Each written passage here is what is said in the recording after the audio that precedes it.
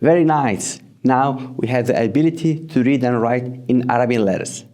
Before finishing the course, let's see how can we read and write in Arabic using keyboard, either in Android, iOS, or Windows.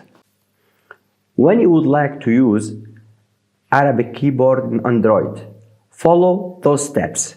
Enter in Configuration, System, Languages and Inputs, Languages, add the language, and later select Arabic, Al-Arabiya. So you always use this keyboard.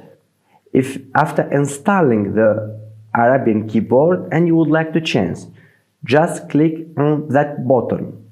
It will show you the Arabian keyboard. Now, when you change to Arabian keyboard, the Arabian keyboard screen is like this. So, as you have seen, we have the letters in Arabic. If you would like to write a word, write the letters of this word and automatically the keyboard will link between the letters and show you how the letters are written in the beginning, the middle, at the end of the word. But as you have seen here, we have only the letters. We don't have signs. So to use signs, click on that button. But before clicking that button, click the button of the letter that you would like to write. After clicking that button, it will show you the signs. Choose the sign that you wanted to add to that letter. This is the way how to use Arabic keyboard in Android system.